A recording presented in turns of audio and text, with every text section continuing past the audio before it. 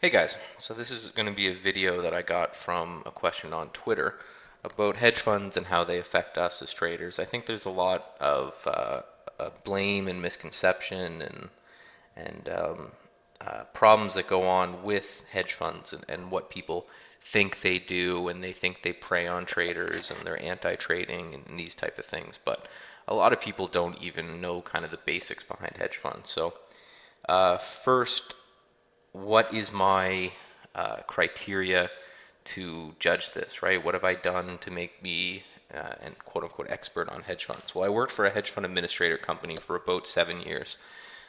We did accounting and legal work and due diligent work for hedge funds. So we would meet with the traders and meet with the managers and make sure that they were doing what they said in their offering memorandum, make sure everything they were doing was above board and within risk parameters that they gave to their investors. So about 10 years of that, I think, gets me qualified to talk about the interior of hedge funds. So we'll go from there. So a lot of people don't even know what a hedge fund is. So we'll start by comparing it to a mutual fund, which a lot of people do know what it is, right? So a hedge fund is for accredited investors, and the way the U.S. anyway defines an accredited investor is a million net, or I believe it's either 200 or 250,000 a year in income. The theory being, whether or not this theory makes any sense, the theory being that a credited investor is going to understand and be able to deal with a riskier instrument than a non-accredited investor. So therefore, they are allowed to invest in things that normal traders and normal people can't. Um, so a mutual fund buys a basket of stocks and hopes to hell they go up. And they hope through, you can contributing to your RSP or your IRA or whatever it is in your equivalent country, over time, the positive skew of the stock market, that it does go up generally over time, over a long period of time, that will even out, and you'll make a return, so that when you retire later in life, you can profit from that. Where a hedge fund doesn't have to do that because they're not as regulated. They can trade in whatever they want, right? They can trade long short. They can use derivative securities for hedging. They can trade just short. There's a lot of different devices. So again, a hedge fund is just a mutual fund where all the investors are accredited. Therefore, they can do a lot of different things, and just the government assumes that you're going to know what you're getting into, and as long as the hedge fund sticks to what they promise to trade, then any losses are entirely yours to bear. So what do hedge funds do? And the quickest and simplest answer is everything. So I worked at a high frequency hedge fund that did high frequency trading. I worked with a hedge fund that traded in the Olympics. They sponsored a lot of the Olympics and therefore took a cut of the revenues. I worked with one that traded antique cars. That's what he did. He owned a small hedge fund in the UK, and he would go and buy antique cars, hold them for a bit, and then sell them later. Um, I've worked with bond funds, swap funds, derivative leveraged funds, the whole 9 yards. The point is that they can do anything. So I have here they can invest in non-financial markets. I had one that would trade in physical gold bars. You would invest in the fund and you would buy a gold bar and they would carve your name into it and it would go in a vault somewhere. So it's actual physical metal that you would own through the investment. Um, they can trade under almost zero limitations as long as they stick to whatever the offering doc says. So the offering doc is what you send out to your potential investors. They read it, they say, okay, this guy is going to invest in antique automobiles. As long as they stick to that, they can do whatever they want. As long as they don't then go and trade bonds in the same fund without telling all their investors and giving them a chance to redeem, they can do whatever they want.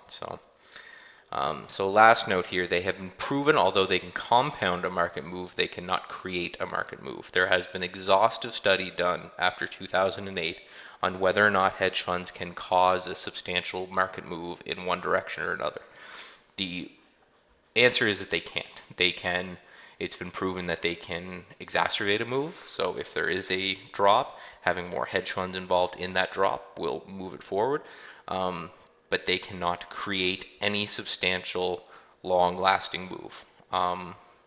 There's been a couple, I think a couple Harvard studies and a Yale study, and they all came to kind of the same conclusion. So, how do they affect us day traders? Again, the short answer is they don't. They don't affect us at all. So, there are roughly 10,000 active independent traders, and I think that's the best estimate I could find online. Nobody's going to know for sure. So that's people that sit and day trade all day, the U.S. markets, in stocks, and are independent. So they're not with a firm, they're not with a fund, they're not with a broker. They're just sitting there trading their own money. There's roughly 10,000 extremely active, profitable traders. So I put if each trades a $100,000 account, that's $1 billion traded a day, assuming they trade that every day in and out.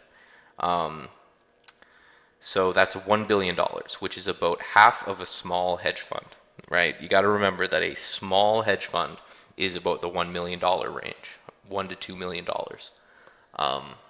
I used to, when I would talk to these hedge fund traders, they said, "Oh, what did you do before this?" When we were just out at the bar shooting the shit. And I say, "Oh, you used to day trade for a living." And this is, in my lapse of trading and then doing this for a bit and then back to trading. They used to laugh and they say, "Oh, you guys still exist." They don't know about us, nor do they care, right? I hear a lot of times that, "Oh, look, this chart looked like it was going to break out beautifully, and then it went a bit, and then it snapped back into its range." Those are those hedge fund algos getting us. There is no large amount of money to be made in the stock market preying on day traders. There is very small amounts of money to be had, something that maybe a broker or another trader that's larger than you might play with. But a large hedge fund, that is not a profitable thing for them to waste their time on, to have something break out of a range 5 cents and then slap it back in, right? So I put your stop loss was not triggered and will not make them money on their 100,000 short position in Apple that they are holding for 2 years. Most hedge funds out there are some sort of long short equity fund that are looking for a multi-month or a multi-year move in stocks and sectors. They have some sort of hedging strategy using derivative securities.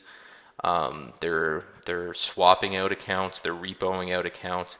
They did not push the stock down to your stop limit and then watch it bounce back up. I'm sorry, I know it hurts, but they just don't. So that is the synopsis of hedge funds and how they affect us traders.